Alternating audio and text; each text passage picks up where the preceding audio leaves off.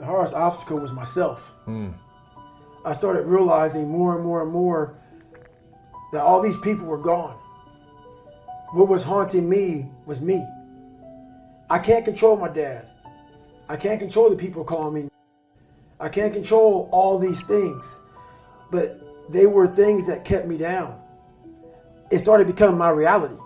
My reality was what they made it out to be. And I became the most important conversation you'll ever have with your life, in your life is when you have yourself. And my conversation was absolutely horrifying. What were you saying to yourself? I'm dumb. I'm nobody.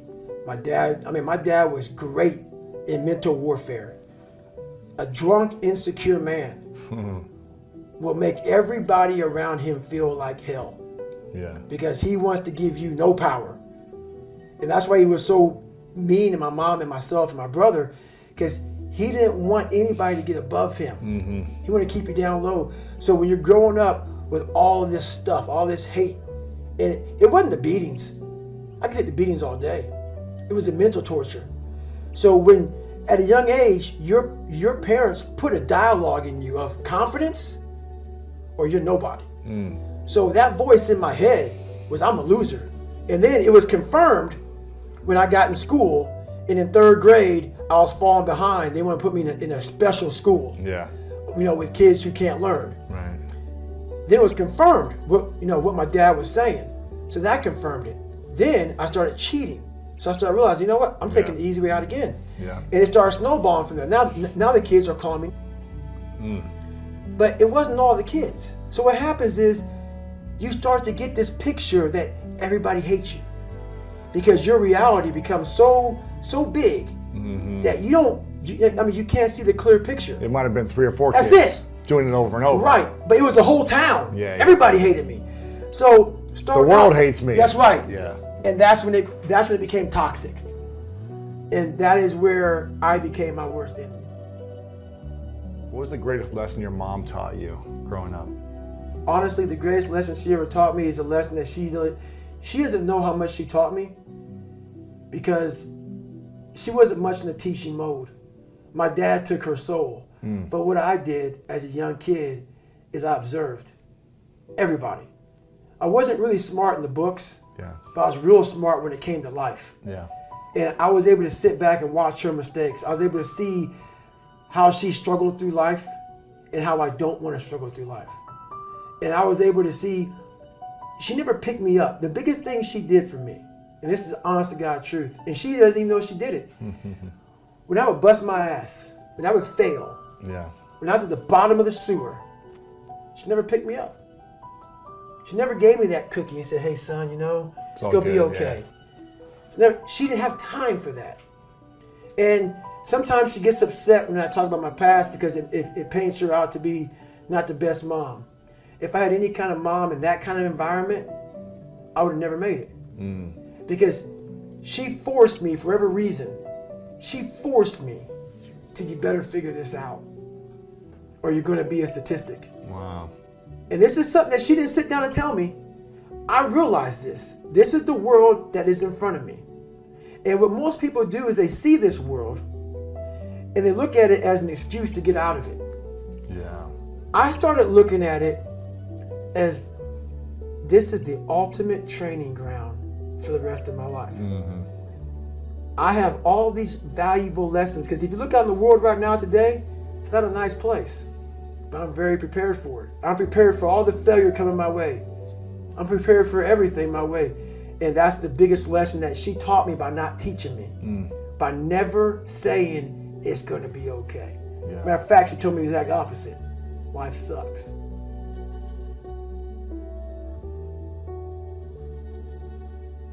We believe, so many people, before I give them a workout plan, they're talking about recovery. Everybody that hears me speak, they want to go straight to recovery. Work out first. Work out first before you talk to me about recovery. How to recover, yeah. Work out first. We are always looking for, whenever I talk to people, people take my words and they put it in a way to where they want to feel comfortable. This guy, they want to put you in a box. They want to put a title on you. No, you're putting a title on me to make yourself feel better about yourself. If you read this book of mine and you see where I came from, this person was not built. This person was not made by God. Mm-hmm. This person was built.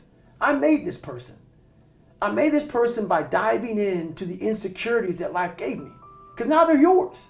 They're yours to own. If you're not smart, call yourself dumb.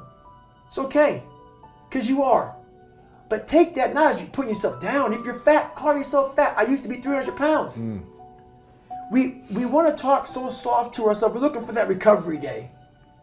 And that recovery day is everything in your life. Everything in your life is a recovery day. We're looking for it. It's not coming. It's not coming. Get over that recovery day. And that's the mentality I took with me.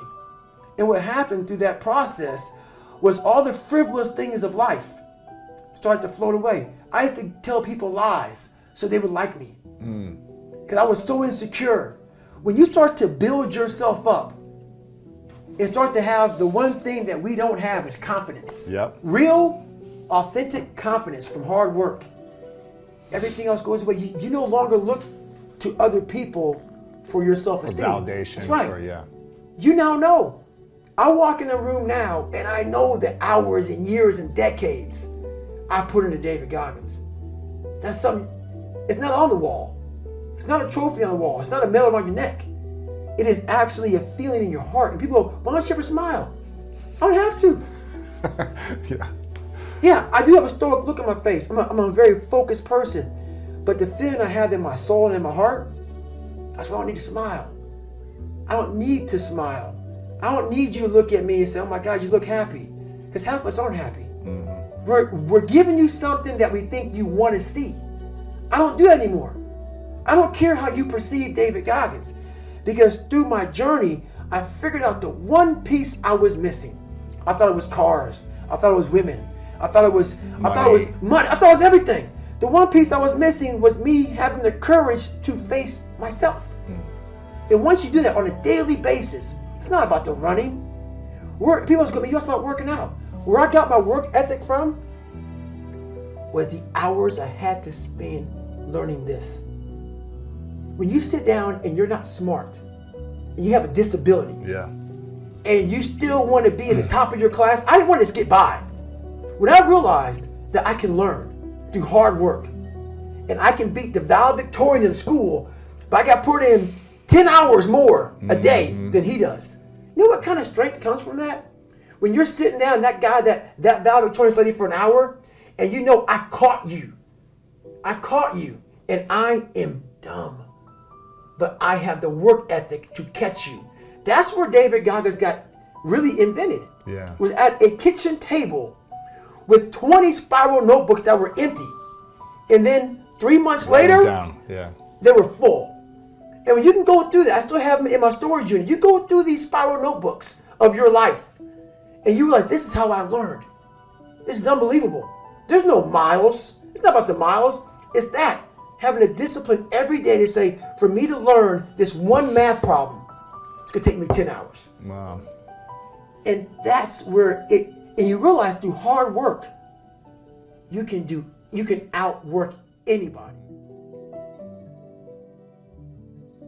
You got to start diving into those things that you are afraid of. You don't gain confidence by going to the spot that makes you feel good. It's going to be a false reality. And the second life gives you that challenge, all you want to do is go back to what made you confidence or what gave you confidence. Is that happy spot? No. What gives you confidence, what gave me confidence, was spending years at a kitchen table trying to learn how to read and write on my own. Realizing I can't learn the way you learn. I can't. But I can learn. What gives you confidence, not being afraid, is overcoming the fear. I used to stutter severely bad. So right now, I don't know how many people are going to watch this. You know what gives me confidence? Is knowing I no longer care if I sit here and start stuttering to you. That's what gives me confidence, is facing these things, overcoming them. And maybe not overcoming them every day, but facing them and facing them and facing them. Pretty soon like this, you know what, man, this is where it's at. It's not in that comfort zone. It's in the discomfort zone is where my confidence is getting built. That's where it's getting built. But people they want an easier answer. Yeah. There has to be an easier way. There's not. I'm sorry.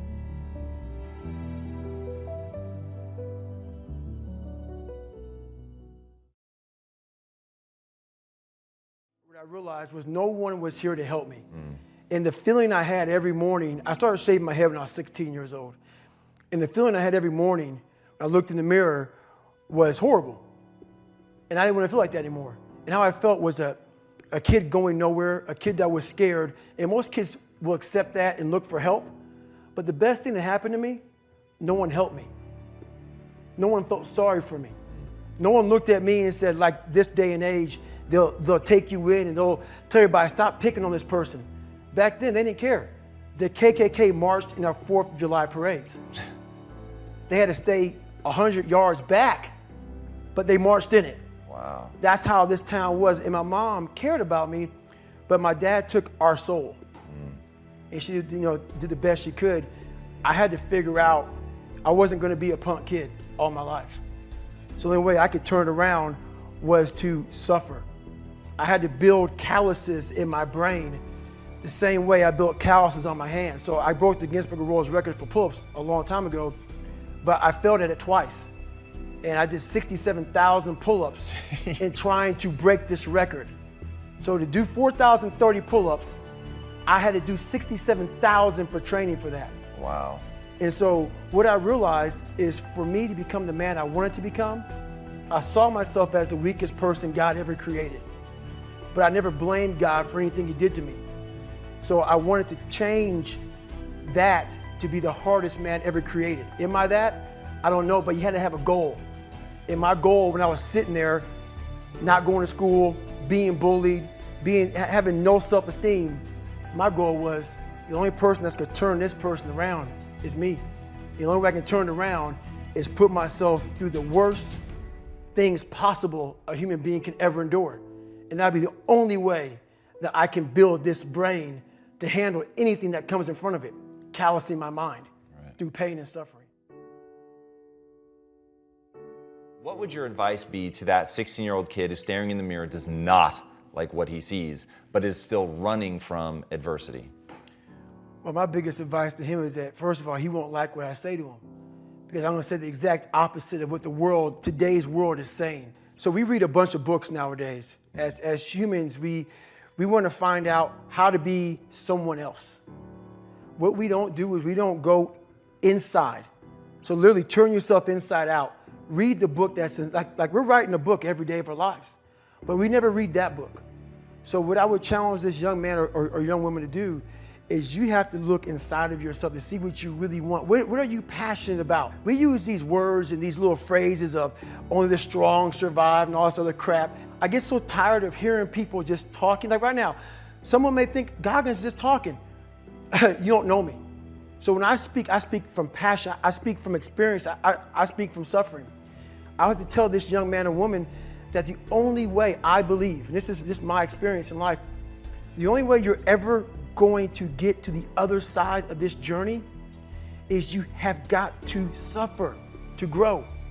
To grow, you must suffer. And some people will get it and some people won't. But they have to see what their journey is to start their journey. Several people live to be 100 years old and they have great lives and they have great kids. Their kids go to college and all sorts of stuff.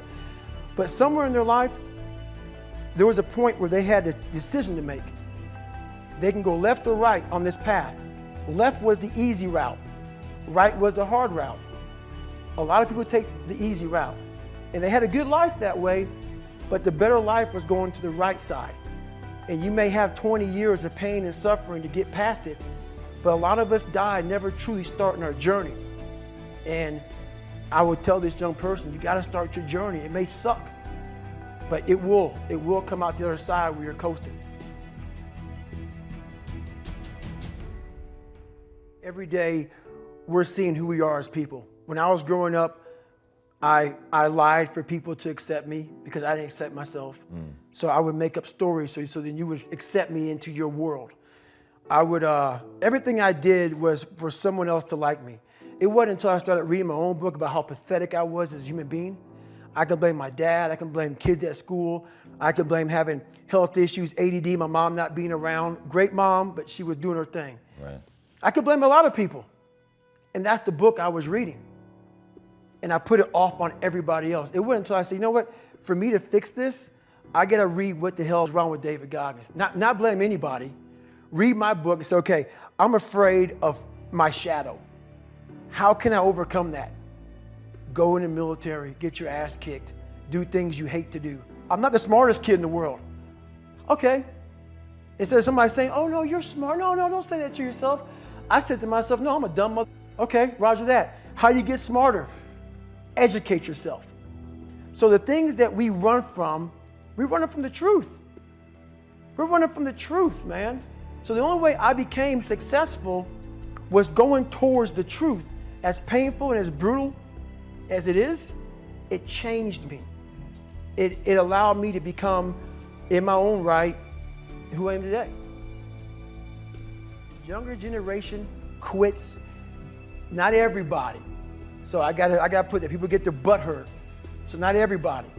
Most of this generation quits the second they get talked to.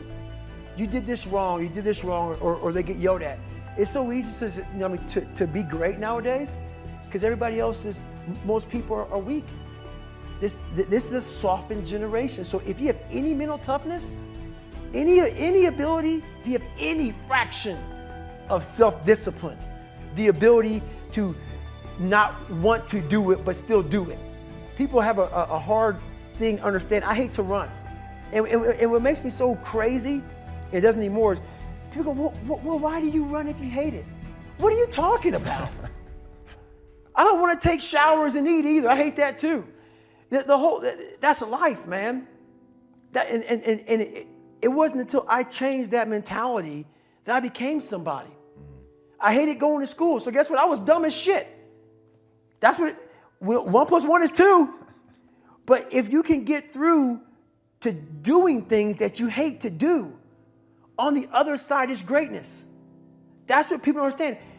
By me running, I am callous in my mind. I'm not training for a race. I'm training for life. I'm training for the time when I get that 2 o'clock in the morning call that my mom is dead or something happens tragic in life. I don't fall apart. I'm training my mind and my body and my spirit so it's all one, so I can handle what life is going to throw at me. Because the life I've lived, it throws a whole bunch at you. And if you're not physically and mentally prepared for that, you're just going to crumble and you're good for nobody. No matter what avenue I choose, I want to be the very best. And the very best may not be I'm number one. The very best is that I leave everything inside of me out there. So attacking is not like, oh, I want to win this or win that or be the best. The best is I'm running against myself in everything I do. And that's what I attack. I attack myself. I'm always questioning myself.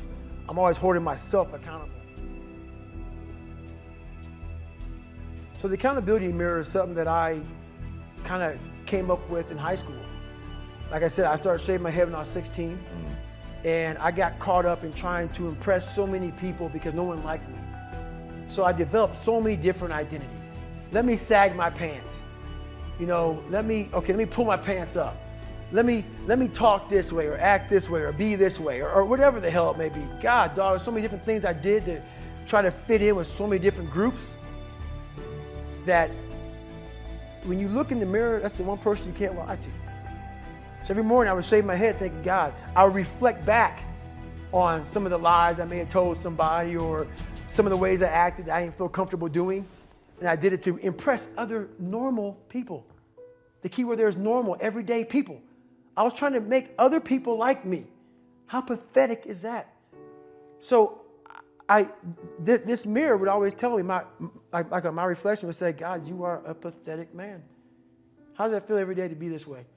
So I would just start having myself accountable. How did I attack today? How did I attack yesterday? And if I didn't do something I was proud of, I would write down a sticky note and I would fix it. So then my senior year in high school, it was a totally different David Goggins. Can you give an example of something that you wrote down and fixed? All right, there was a lunch table. That I wanted to sit the cool guy lunch table, man. I wanted, even though everybody was calling me all the time, I wanted to try to act like somebody I wasn't so I could fit in.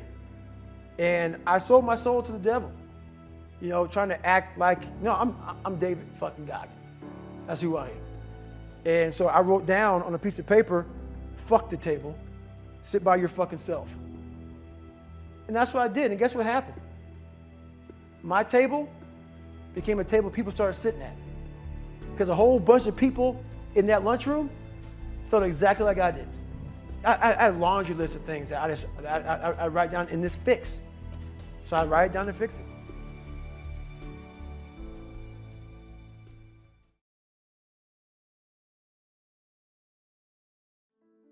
When I started overcoming myself, I started getting around these real alpha males, these hard men. And I always put people way above me when I was growing up. Like, my God, they had to have a lot more than me to get to where they're at. And a lot of them did. But once you get around the best of the best of the best people, you can kind of start breaking them down and realizing, man, you're just as fucked up as me. Like we all have, but all you did was you hit it better. Your upbringing, your mom and dad, your society, the way you were raised, it hit it better than mine. You weren't the only black kid, or there was like 5 in a school. I can't hide. Going through buds, I was the only black kid. You can't hide. But I started realizing, just because I look different than you, a lot of you motherfuckers can't hide either. So it started giving me courage through watching people that we all have a story. We all have a jacked up life in one way or another. Some of us don't have the guts to talk about it though. Life is one big psychological warfare that you play on yourself. You play on yourself, man. The most important conversation I ever had is with myself. And the shit I was telling myself was so fucked up. It was so wrong. It was so misguided. And other people start to write that dialogue for you also. And it starts to be what you say to yourself every single day. And I started creating a whole nother warfare, a whole nother battle started becoming. I was like, oh, hang on a second, Goggins. You have these tools. You have these tools. Your life was basically the perfect grounds for training for where you need to go in your life. All the beatings, all the bullying, all the, you going through learning disabilities, all the struggles. It was the absolute perfect training ground for you to go to where you need to go. And that's how I started looking at my life versus woe is me, poopy pants, kick a rock down the street mentality. It was, God just hooked you right the fuck up. He hooked you right up, man, with the perfect place. You were training for the first 18, 19, 20, you were training for this stuff, man. You have the advantage of everybody else versus, my God, they're so above me. They came from a great family. Mom and dad love them. They didn't have to learn, they didn't stutter, they didn't struggle. No, man, your struggle is what made you who you are now. So I started flipping this into a whole different, I started being a master of what I was scared of. I was scared of my mind. And I became literally a master of that mind. And that's what from now on, it sets me apart from most people. I didn't care about losing weight. I didn't care about being the fastest person. I wasn't making the Olympics. I wasn't going to pros. I could barely read and write when I was a junior in high school. I wasn't going anywhere. I saw working out as a way for me to build calluses on my mind.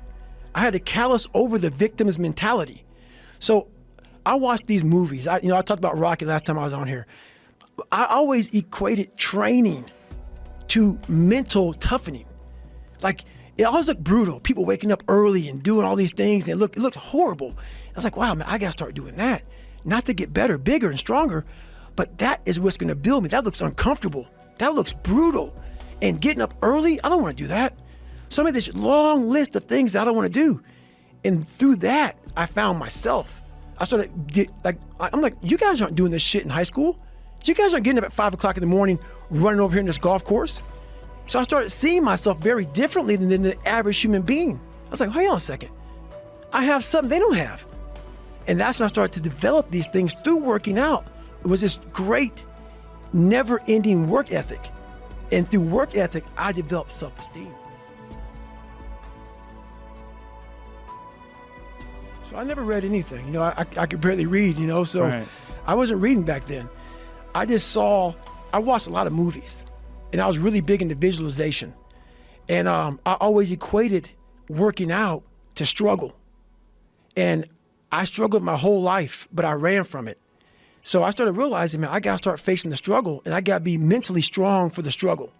So that's why I started coming up with I'm training for life. Mentally, I'm training for life. I'm not training for to lift 400 pounds.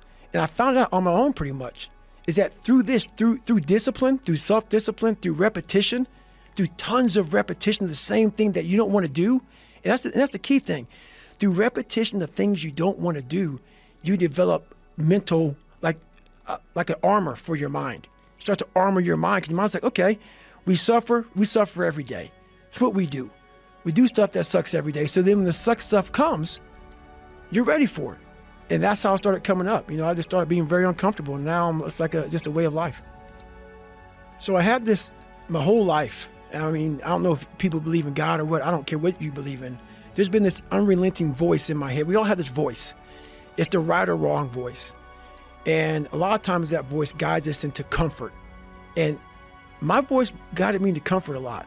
But I have this other voice I heard my whole life saying, hey, motherfucker, what are you doing? No, man, we got to go over here. We got to go over here to that rock pile over in the fucking corner where nobody's at. That's where victory's at. We're over there in that corner. So this voice was giving me all these answers. Now, I wasn't a real smart kid growing up, but I had this crazy voice in my head saying, over there is where the fucking answers are. And I didn't want to listen to it because over there was pain. Over there was me looking in the mirror. Over there was me being accountable for all these things I went through my life. Even though people put them on me, it's now mine to own. And I didn't want to go over there by myself, but I had to. And this voice was guiding me there. It's God, whatever you want to call it. But that's what it was in me. I was a character. I was trying to find myself through a character. I was making different hairstyles and sagging my pants, and I was off. Man. I was a clown. I was a clown. And I was like, this is not where you're supposed to be in life, man. And it's ugly when you look in that dirty mirror and you're trying to do a new hairstyle to go to school.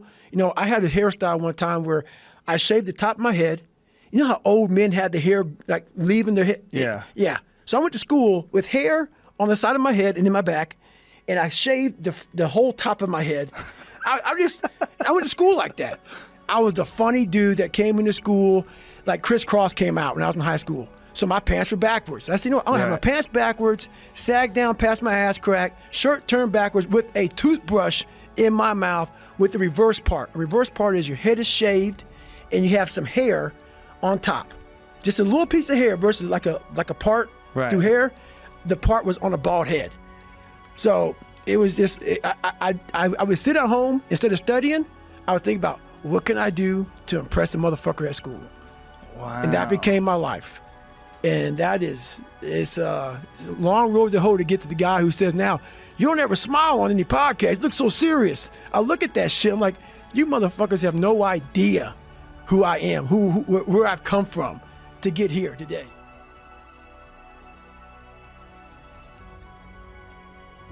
There's a distinct difference between a champion and someone who's just good. Let's use boxing, for instance. It's a 12-round championship bout. At the 11th round, they both go to the corners. Someone that's good sits there and thinks to himself, I fucking have given everything I have. Hopefully, I can get through the 12th round. A champion, he sits in that corner while all of his people are talking to him. He didn't hear shit. All he's thinking about is, I have to find what I haven't given. It's that mentality that truly separates the champions from the motherfuckers who are just good. Stay hard.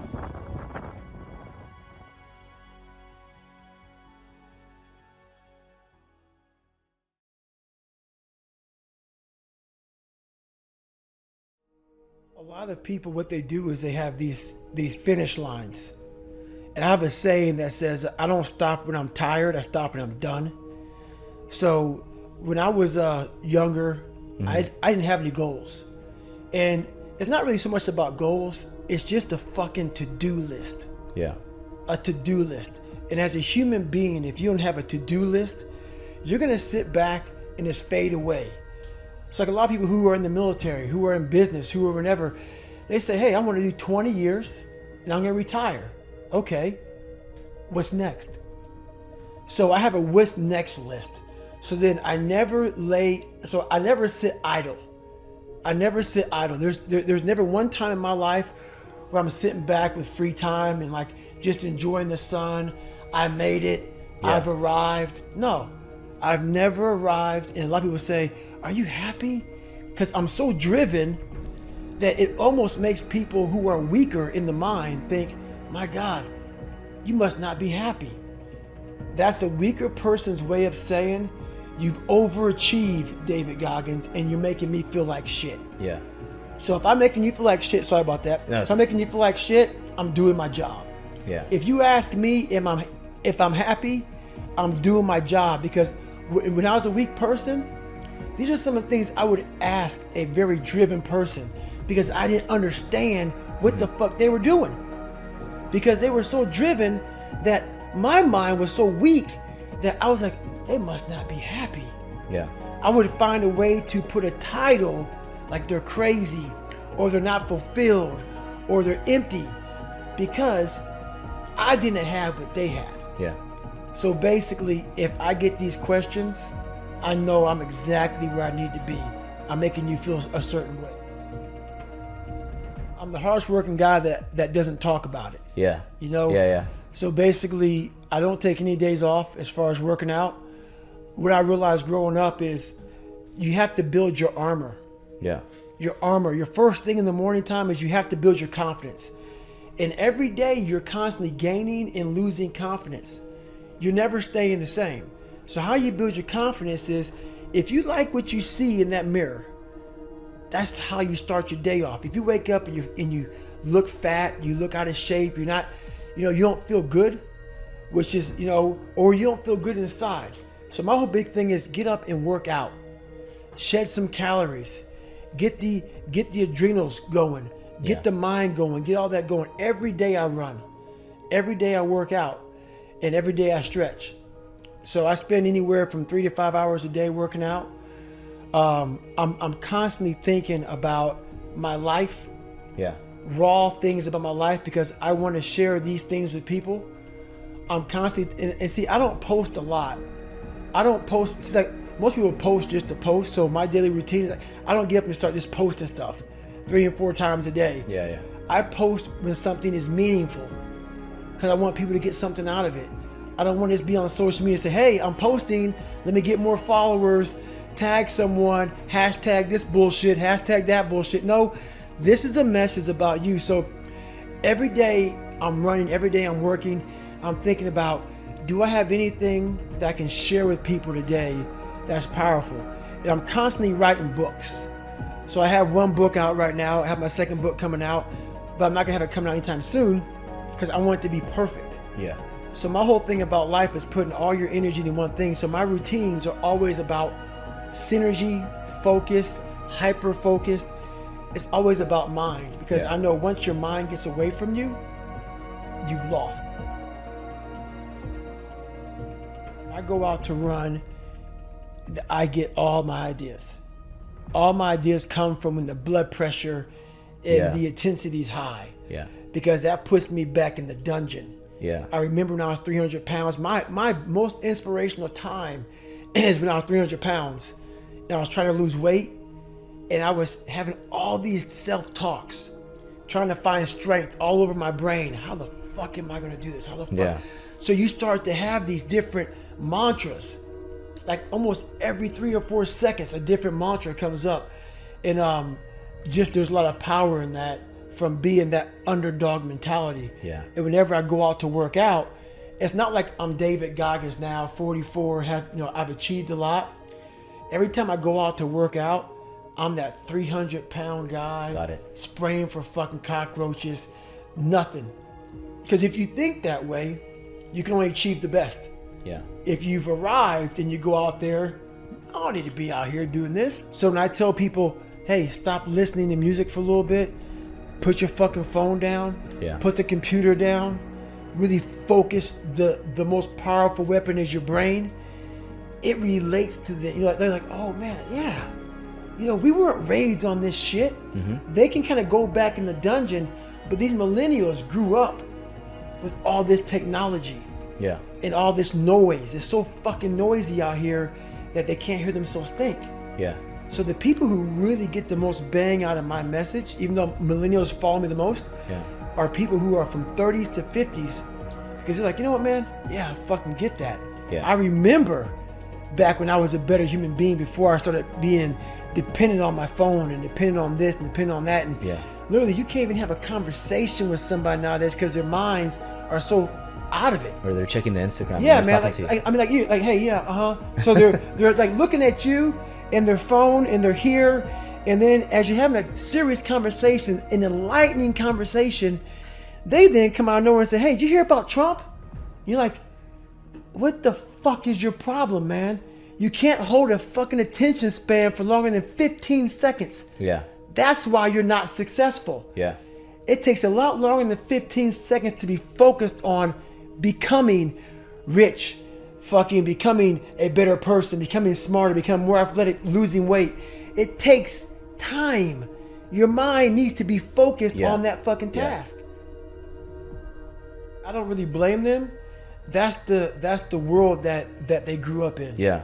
So that's what they're seeing. Yeah. They're seeing a lot of kids who are like 25, 26, 27, 28 who are making these big dollar numbers, man, from like inventing something or coming up with some new fucking app or whatever, man, making a lot of money. Yeah. So they want to have the opportunity. Yeah. But they don't realize only 1%, less than 1% are going to have the opportunity. Yeah. You got to go back to old school, which is there's no fucking secret. Yeah. It's just hard fucking work. Yeah. Yeah. And I hate to say it, man. Everybody goes, "What is your secret, man? What's your secret about business? What's your secret about this? What's your secret about that?" You don't want the fucking answer. The answer is, you see these fucking hands? Hard work. Hard fucking work, man. Yeah. I'm sorry. Yeah. I'm sorry. I'm not going to voodoo some shit. I'm not a magician. It's not magic. It's literally, you're going to have to wake up. Yeah. And you're going to have to sit there and say, fuck, today's going to suck. And then when that day is over, you're going to wake up again and say, fuck. Yeah. The next day is going to suck. Yeah. And that's going to be your life. Yeah. Unless you're this guy who sits back and says, oh, I have this great idea. And it happens to work. Yeah. And you could be some lazy fat ass that sits back and makes millions of dollars off of some idea. Yeah. But the majority of it, could just wake up every day, punch that mental time clock and say, this is going to suck. Yeah. I think the combination of hard work with technology is going to be like the game changer. Yeah. Game changer. But the problem is that most of them are they just want to do the technology part, but not the hard work. That's the fun part. You were bullied. Yeah. Do you remember how many nights you spent by yourself in your fucking head thinking about what kind of piece of shit you were? Yeah. And how miserable that fucking was? Yeah. That's exactly my drive. I know that there's not just me and you. There's millions and millions, especially nowadays. Yeah.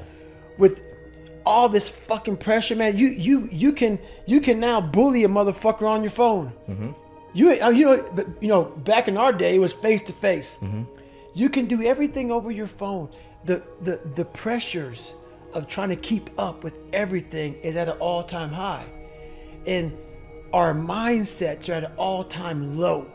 We are the weakest we've been mentally ever since the beginning of time. And it's even harder. So it's harder with a weaker mind.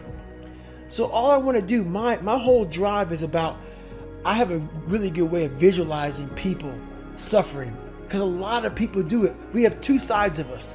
We have one side that is that happy-go-lucky side, that nothing's wrong and everything is good. But we have that side at home when no one's around that's depressed and miserable and we're not good enough. Yeah. And whatever happened to you is real. So that's my drive. I want to make sure that I give people as much power as I can. So when they get up every fucking morning, they know that, hey, I have the ability to not only survive in this world, but thrive in this world just by the mere fact of hearing about my story.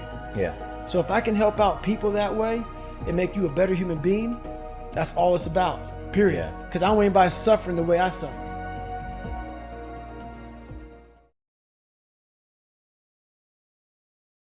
When you look in that mirror for so long and you're lying to yourself and you're lying to people, because I grew up in such a hostile environment from my dad beating the shit out of me. When you don't know right from wrong and you're just getting the shit kicked out of you because your dad's an alcoholic and all he does is beat you to death because that's what he does. Mm-hmm.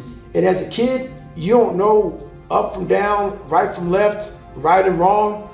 And you grow up in this very misguided way of thinking.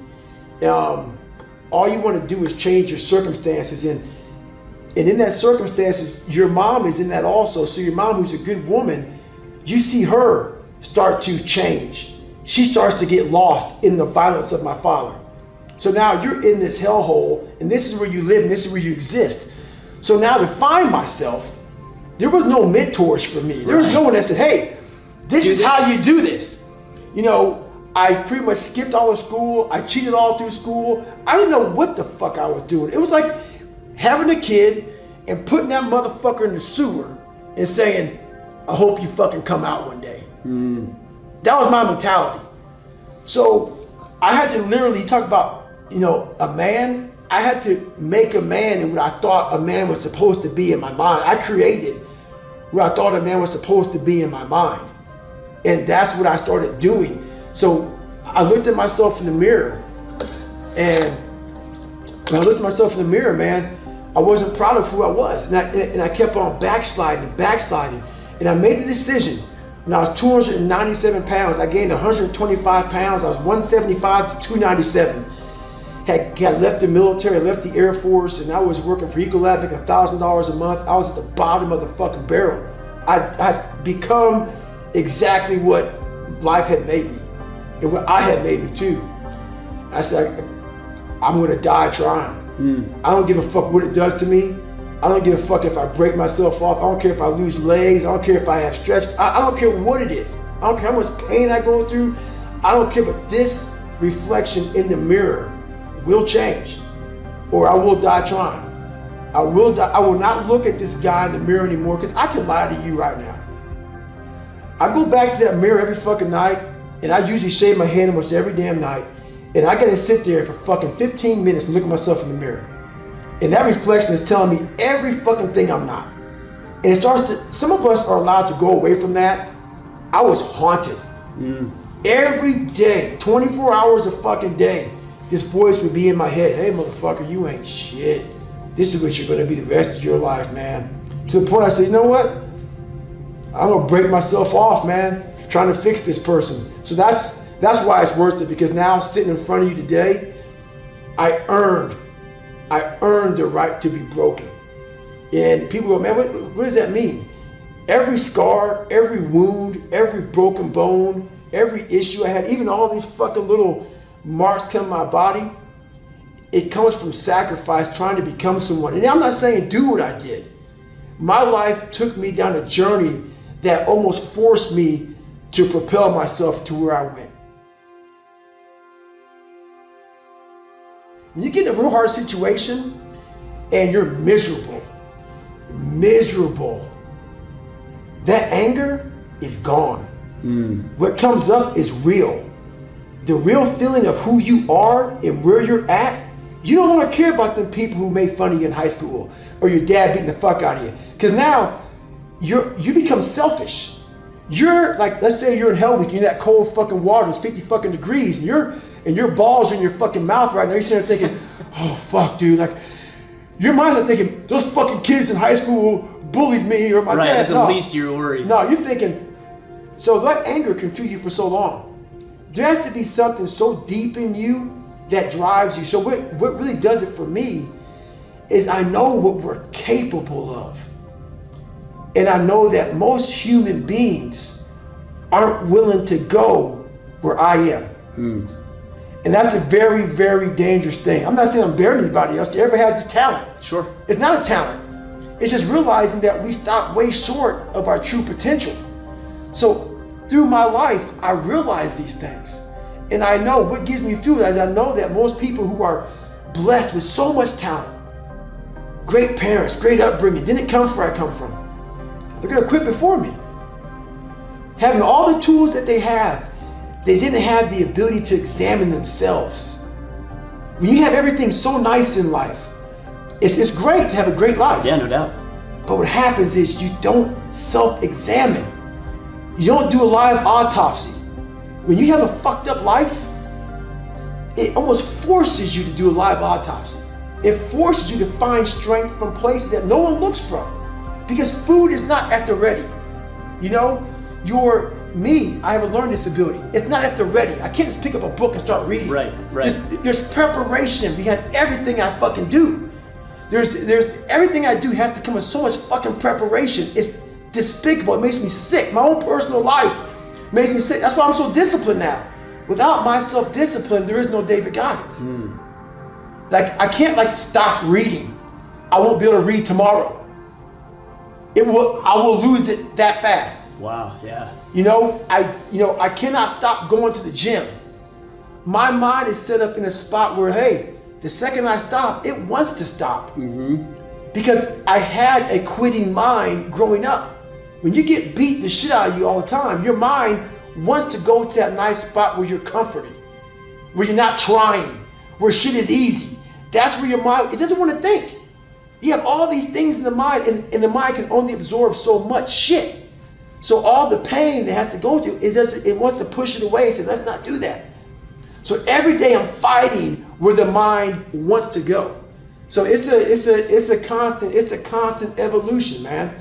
I've never arrived. That's right now, I'm stressing out 2-3 hours a day. I'm trying to reinvent the wheel. I'm like, oh man, I went through Navy SEAL training being fucked up. I ran over 7,000 miles in 2007 being fucked up. I did pull-up records being fucked up. Now that the mind is so fucking strong, let the body catch the mind. So that's now where I'm at. So I'm always trying to reinvent the wheel and see what I'm capable of next. That's why a lot of people resonate with me, because I skip through all the fluff. I skip through all the fluff. Right. Fuck that. I can't fluff shit. I can't. Why? I don't know what that is. Life didn't present me with fluff. So I'm expressing to you what I know a lot of us are going through. A lot of us are going through fucking hell. Maybe not as bad as me, maybe worse than me. Sure. But they don't know how to express it because we're supposed to live in a fucking world where we have to talk a certain way. We have to walk a certain way. We have to act a certain way. A kinder, gentler world. Nothing gets handled in that fucking world. You stay fucked up in that world. You stay in a world of things will get better because someone said they would, and I need to find peace. No, you need to go to fucking war with yourself, man. At the end of that fucking war, you'll sit back all damaged and bruised and scarred up and fucked up, and maybe your psoas muscles so tight that you may lose 2 inches on your fucking body. Who knows? But then that fucking war, you're gonna sit back on a couch, maybe have a fucking glass of water. If you drink a beer, you drink a beer. The war may be 30 fucking years, but when it ends, you will know what the fuck it's all about then. And then you'll find your fucking peace. You'll find your fucking peace then. But until then, you'll always be searching to find that nice, kind book that guides you beyond all your personal suffering and shit. That miracles your fucking ass to peace. It doesn't happen, man. Maybe it does for some people, but you're just scratching the surface of real life. When you're knocked down, you gotta be that motherfucker whoever knocks you down, they gotta be afraid they knocked you the fuck down. They be like, oh man, this ain't gonna end good for me. I made a mistake. I made a mistake knocking this motherfucker down because he's gonna come back. He's gonna come back. That has to be the way you look at life. I may not win battle, I don't give a fuck about that. It's that mentality. It's that mentality of if you knock me the fuck down, you're gonna say to yourself, I shouldn't have done that to that motherfucker. That's the mentality that keeps you in the fight. And that's all it's about, man. So what it means to be a man, it means everything. It means not sleeping sometimes. It means fucking sometimes, you go without to make sure that your family goes forward. And if not your family, maybe you're in combat. Maybe you're in a situation, You have to always make sure that you're doing for others before you do for yourself. But to do that, you gotta make sure you are a hard motherfucker. A man's a leader. So, and that is the fucking hardest thing. And a leader is a motherfucker, man. You're oftentimes unhappy. People don't like you. People fucking hate you. People do not understand you. But you always have to make the best decision.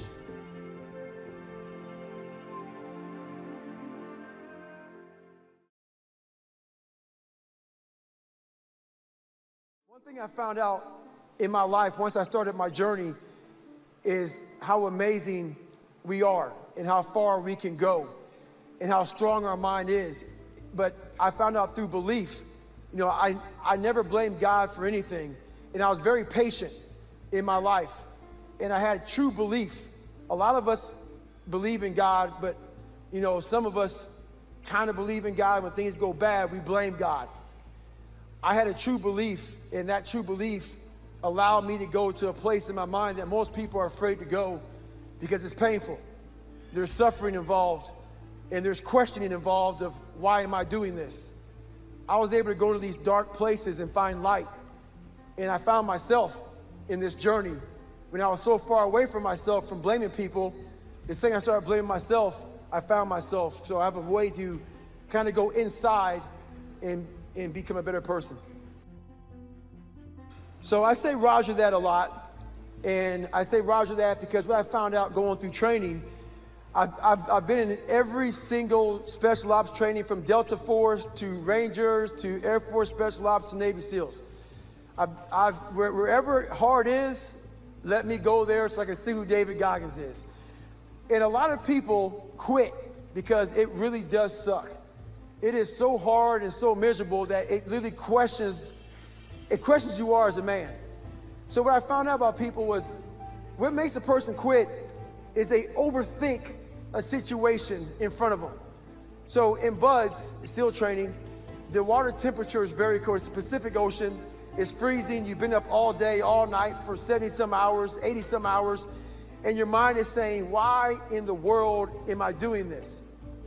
The people who make it through training are the people who just say in their mind, Roger that. So if the instructor were to tell me, hey, David, jump in that water, do a sugar cookie, do 1,000 push-ups, I didn't think about it because it sounds real stupid. You know, you think about it like, you know what, I'm not doing this. I'm going home, taking a hot shower, drinking some coffee, getting a nice donut, and I'm gonna be comfortable. So when you think too much, you become very weak. And thinking is good, but sometimes thinking is bad. So I came up with this slogan of the Roger that mentality. The Roger that mentality, when somebody says do something, you just do it. You don't think about it, you say Roger that, you don't overthink it, and before you know it, that task is done.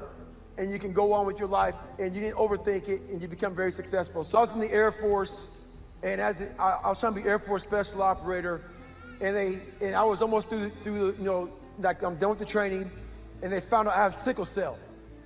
Sickle cell disqualified me from being an Air Force Special Operator. So I fought it, went to Secretary of Defense. They allowed me back into training, and they said I got to start back from day one. I said, no way.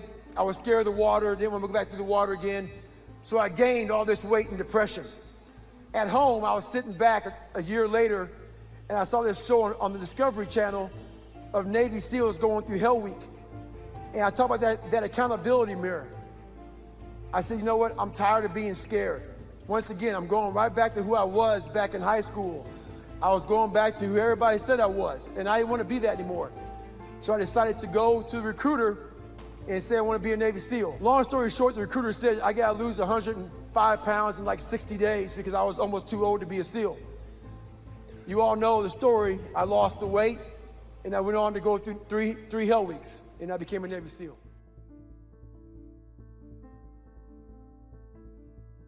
I remember I used to stutter real bad. I was so nervous and so afraid of everything. And I'll never forget how hard it was for me because this voice just annoyed me. Because my mom went around a lot, great woman, and my dad was so abusive, but this voice just kept on haunting me about what to do. And if I were to do bad, it would just stay there. And I'm like, gosh, just leave me alone. I'm so tired of taking the hard road. And the hard road was really God kind of guided me through my whole life. And the one thing I realized, everybody asked me, how in the world did you make it to where you're at today without having a mentor, not having all these great things that people think you need to have? People think you need to have these great parents and money and a great education and great talent of athleticism and all sort of stuff. And I realized, I'm so glad that I didn't leave The Voice, because The Voice led me right to where I'm at today. As painful as it was to follow that voice and to always tell people when I messed up, I apologize and hold myself accountable. I've never blamed God, but God definitely has put it to me a couple times. So in SEAL training, you're only supposed to go through one Hell Week. I'm the only person in the history of Navy SEAL training in 70 years who's gone through 3 Hell Weeks. And I went through 3 Hell Weeks in 1 year, and some of you may not know what Hell Week is. Hell Week is the hardest training the military has to offer. It's 130 hours of continuous training. In the 130 hours, you might get 2 hours of sleep. And the whole idea of this training is to literally destroy a man, and once the man is destroyed, the training starts. So I was lucky enough to go through, it was only 1 year when this happened out of 70 years, and I was in that 1 year, praise God, where the commander was like, look, if anybody gets hurt or anybody fails something, we're gonna roll you back to day 1 of training. I don't care if you're the last week of training, and training is 6 months long. I'm gonna put you back to day 1. So what happened to me was Hell Week is the 5th week of training, and I got to somewhere in Hell Week and I got injured. Got rolled back to day 1. Day 1 of training. Went through, my second time going through, went through that complete Hell Week. I was getting ready to start the second phase of training. I'm all, happy because Hell Week's the hardest part of training. What happens? I mess up my leg. Go back to day 1 again. Start day 1 again. Made through that Hell Week, and that Hell Week, it was so horribly cold in San Diego. We had a guy die of pulmonary edema. I got through, became a Navy SEAL. So when I was going through training, we had to carry these real big, heavy-ass logs and boats around. And I realized on the toughest of days, my mind would allow the demons to come in and roost in my head and start to give me all these different thoughts. So I realized if I can find a little bit more during training, I could get over these hard times. So what I would do is, after a hard day of getting my ass kicked, I would go to the gym. And I realized if I could go to the gym after these hard fucking days, it would teach my mind that there was no finish line. So one day, this one guy in my boat crew saw me going to the gym. He said, well, I'm going to the gym after a hard day at Bud's. I said, those boats and logs are fucking heavy. A couple of days later, we were carrying boats and logs down the beach, down and back.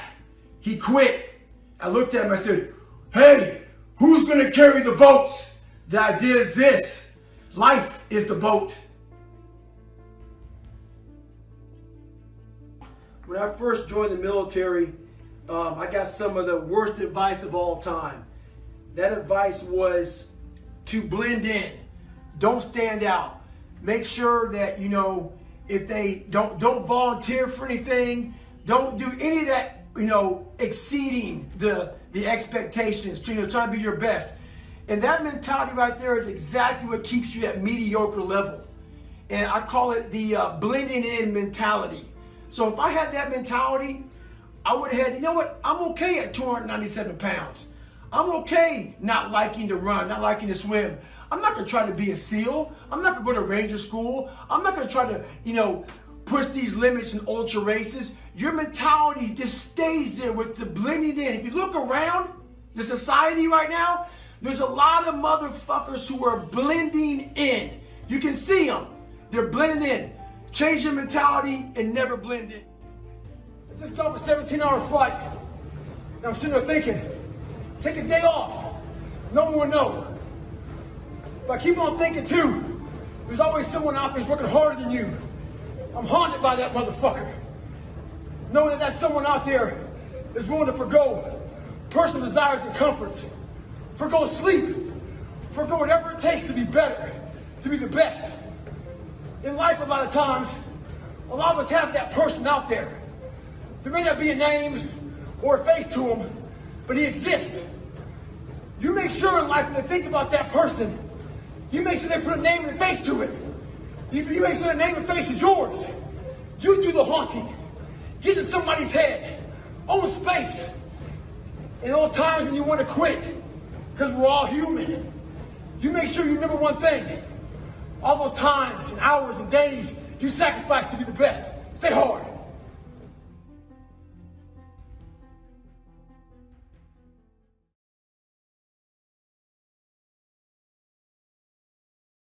So I got out of the Air Force after about 4.5 years, and I'm damn near 300 pounds, and I'm eating so much food, and we'll get to that later.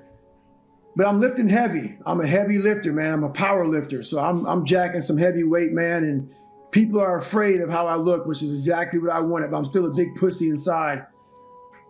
So basically, I'm working from 11 o'clock at night to 7 o'clock in the morning. And I am spraying for cockroaches at your local eateries. Spray for cockroaches, steal their food, eat their brownies and shit, whatever it was, and spray for cockroaches at nighttime. I had a 45-minute commute home. And I would get these, I'd go across the street and get these boxes of mini donuts from 7-Eleven. And I would drive home 45 minutes, I'd eat these box of donuts, and I would drink this chocolate milkshake, and when I get home, I would turn the TV on to listen to the TV, go back and shower. So I would drive about 2 miles after I shower, and I would get my staple breakfast. And my staple breakfast was cinnamon rolls. It was like those Pillsbury, they would come in a package of 8. I would get those, I'd eat every one of them. This is my staple breakfast, a half a pound of bacon, about 7 or 8. Now, don't forget, I said a large chocolate milkshake and a box of mini donuts, all right? So this is just a couple hours later. 7 or 8 scrambled eggs, hard and dry. And my favorite cereal, which was a Fruity Pebbles or some kind of sugary cereal, I would chase it down with that. So before I was going over there for my staple breakfast, and I made $1,000 a month during, at this time of my life. And I lived in an $800 a month place, and I won't tell you how I pulled that off. So I'm taking my shower, getting ready to go to my mom's house for my staple breakfast, and the TV comes on. And I'm hearing this guy talk about world's toughest training. I heard Navy SEAL, I heard Hell Week, I heard these snippets as I'm in the shower. And I knew that my job in the Air Force that I was trying to go for in pararescue was a special operations job also. And, I was familiar with the SEALs, but I wasn't real familiar with them. I knew they were supposed to be some badass men. So I came out of the shower, turned the shower off, walked out in a towel that could barely fit my fat ass, and sat on the couch, and I started watching these guys going through training. And I started watching nothing but water, man. These guys were going in and out of the fucking ocean. And I'd never been in the fucking ocean before. And the ocean looked scary as hell, man. I was afraid of the water. And these waves were coming over these guys' heads, and they were coming out of the water. They were jackhammering, jackhammering is shaking uncontrollably because you're cold as hell. And I hated being cold. And I saw these guys in the pool, and they were passing out underwater, doing 50 meter underwater. And these different instructors were, reviving them. All this kind of stuff was going on, man. And these guys were quitting and ringing the bell. And at the end of the story, or at the end of this, it's like only 20 minutes. It wasn't very long. At the end of it, it brought you from phase 1, phase 2, phase 3, all the phases of Navy SEAL training. I believe there was 22 guys left. And this commanding officer was delivering the graduation speech, and he was up there, and he said some words. Once again, it's that 2 minutes and 13 seconds, He said these words that kind of stuck in my head. He said, "We live in a society where mediocrity is often rewarded." And it talked about those men who were graduating and how the Navy SEALs detest mediocrity. And I sat there on that couch being fat and out of shape and shit, and being a being exactly what my dad and people said I would be, whatever I said I would be. Like I said at the beginning of this conversation, the most important conversation is one you have with yourself. And I realized I was exactly what I was telling myself I was gonna be, which was a loser.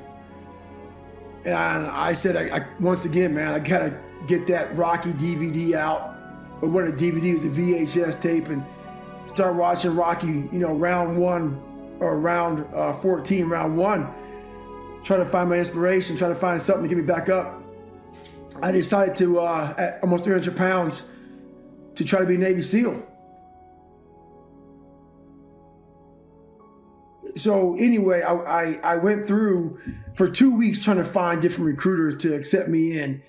And I went to one recruiter named Steven Saljo, and I had to lose a lot of weight real quick, like 106 pounds in less than 3 months, which is impossible. That's what I thought. It's impossible. So I got my chocolate milkshake. I love chocolate milkshakes. I got my chocolate milkshake and left and went back to work at, you know, Ecolab, and I was spraying down this restaurant.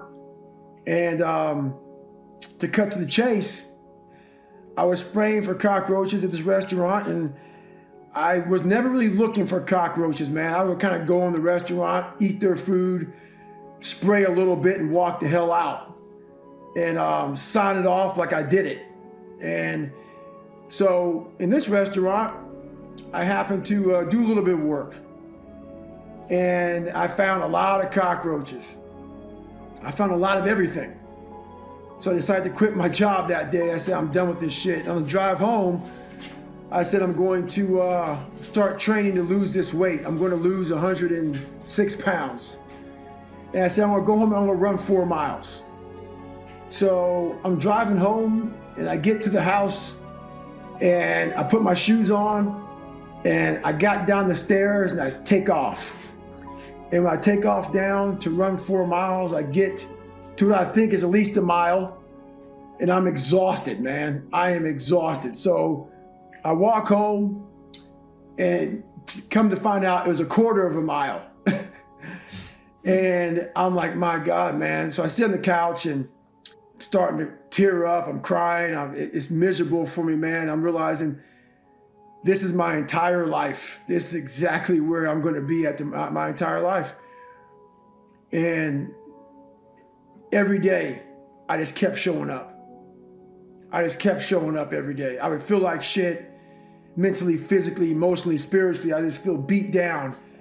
And I started remembering that one scene from round 14. This is how I'm supposed to feel. This is how it's supposed to look. It's supposed to be like this. I'm supposed to be battered. I'm supposed to be bruised. I'm supposed to be beaten. This is how it's supposed to look, man. This is how, and then my mindset started slowly changing to, it's supposed to look like a flower garden, a rose garden, to, nah, man. It's supposed to look like a fucking sewer. It's supposed to be hard, man. It's supposed to be grimy. It's supposed to be gritty. It's supposed to be horrible. It's supposed to be really ugly. And the more my mind changed, the more I thought to myself, no, I'm supposed to fail. This is how I'm going to grow. And the more that changed, the more my reality changed, the more my mindset changed, the more my life changed. The more I started to accept the fact that, you know, I can take a lot of pain. And I started looking at my life as the ultimate training ground to where I wanted to go. So I was starting to develop this indestructible toolbox along this path. A lot of people, they don't know my entire story, and they think I was born this man that they see now. They see what was created. They see the end of the job. Right. So they didn't see what it took to get there. And to develop a man like this, I realized that, you know, like to sharpen a sword, to make a sword, you have to put it through fire. And you have to beat the fucking shit out of it. Repeatedly, you have to beat the living shit out of it. And so my mindset started to become that. And I realized that nothing hard comes from soft. And so when people have that mindset of I failed, it determines how you look at that. I started looking at that as a whole different way of living. Like, how many people could do what you do, David? It's that internal conversation I started having that was motivating me. Like, I knew where I came from. I was like, but I knew where I was going. Like, how many people can come from your fucked up background? You couldn't even read. And then I put myself in a deeper hole. So all this was inspiring me. All this fucked up shit was inspiring me. Like, I went from a guy who couldn't read, who got beat, who got called all these things growing up. His dad beat the soul out of him. But I was 175 pounds. Now I'm almost 300 pounds. I'm in a worse hole. But it's gonna make for an even better story at the end of all this shit. So I started turning all these conversations into power. All the failure, all the rocky moments that we have in life, they're so powerful to say, what if I can get up and make this turn out to be what I want it to be? I have a way with visualizing. I have a way of visualizing and talking to myself and finding great strength in great misery. And it's those people who are able to be in the fucking sewer. It's very easy to be motivated on those good days of life. It's that cat who can be at the bottom of at the bottom of the sewer, who can find great motivation alone. There's no coach, there's no trainer, there's no nothing. There's no mom, dad, sister, cousin, brother, wife, husband. It's you and you alone in the worst possible spot of your life. If you can find drive, determination, motivation in those times alone, you figured it out. And we have it all in our minds. It's how you talk to yourself and how you visualize coming out of it. It's how you see yourself in the dungeon of life. Many of us can't find strength there, but there's so much strength in the dungeon because so many people just stay there. It's that motherfucker who's willing to come out of it that becomes glorious at the end of it all.